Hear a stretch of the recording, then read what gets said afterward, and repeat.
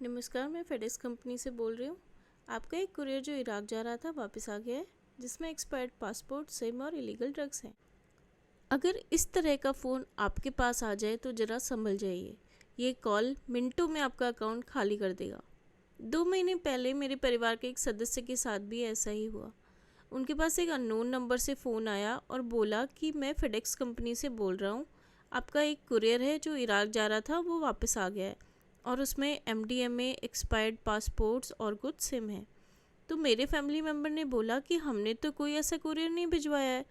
तो सामने से बोला गया कि आपका आधार कार्ड और मोबाइल नंबर इस कुरियर में इस्तेमाल हुआ है और इसलिए हम आपकी जो कॉल है वो नारकोटिक्स डिपार्टमेंट को ट्रांसफ़र कर रहे हैं। तो उसके बाद मुंबई नारकोटिक्स डिपार्टमेंट का लोगो लगा हुआ एक नंबर था, उससे उनकी बात करवाई गई और उस तथाकथित नारकोटिक्स डिपार्टमेंट के अधिकारी ने बोला कि हमें अपने सारे अकाउंट्स की डिटेल दीजिए, हमें सब कुछ आपकी चीज़ें वेरीफाई करनी है और पर्सनल डिटेल्स भी सारी मांग ली और कहा कि हम चेक कर रहे हैं आपके सारे अकाउंट्स।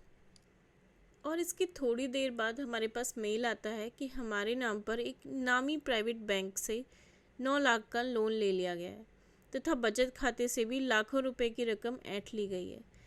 इसके बाद जब मेरे फैमिली मेम्बर को एहसास हुआ कि उनके साथ फ्रॉड हो गया है तो उन्होंने गवर्नमेंट के साइबर पोर्टल पर कंप्लेंट फाइल करी। सेम डे जैसे पता चला कि उनके साथ ये चीज़ हो गई है, फ्रॉड हो गया, उन्होंने तुरंत कंप्लेंट फाइल करी और साथ ही लोकल पुलिस थाने भी गए, लेकिन वहाँ पे पुलिस वालों ने FIR लिखने से मना कर दिया। उन्होंने संबंधित बैंकों को भी सेम डे कॉल किया, ईमेल किया और उसके थ्रू सारी शिकायत दर्ज कराई। करीब 10 दिन बाद बहुत भाग दौड़ करने के बाद पुलिस ने FIR लिखी।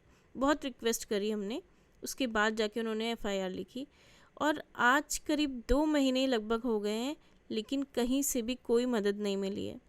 वो लापता लेडीज़ मूवी आई है ना, उसका एक डायलॉग है, जेवर चोरी दुई दुख पाना, छोटा दुख चोरी बड़ा दुख थाना। तो वही चीज़ हमारे साथ भी हुआ है। हम लोग थाने के चक्कर लगा लगा कर थक गए, लेकिन कोई सुनवाई नहीं। तो ये वीडियो बनाने का मेरा मकसद यही था कि जो चीज़ हमारे साथ हुआ है, जिस चीज़ को हम झेल रहे हैं, सफ़र कर रहे हैं, वो किसी और के साथ ना हो, क्योंकि इंसान फाइनेंशियली तो लॉस में होता ही होता है, लेकिन साथ में मेंटली भी बहुत ज़्यादा परेशान हो जाता है। इसलिए लोगों को इस तरह के फ्रॉड को लेकर अवेयरनेस बहुत ज़्यादा ज़रूरी है, क्योंकि एक बार आप इस तरह के फ्रॉड का शिकार हो गए ना, तो आपको मानसिक लड़ाई के साथ साथ सिस्टम से भी लड़ना पड़ता है। हमारा तो पता नहीं कि हमारा पैसा कब आएगा, लेकिन आप लोग सतर्क रहिए। धन्यवाद।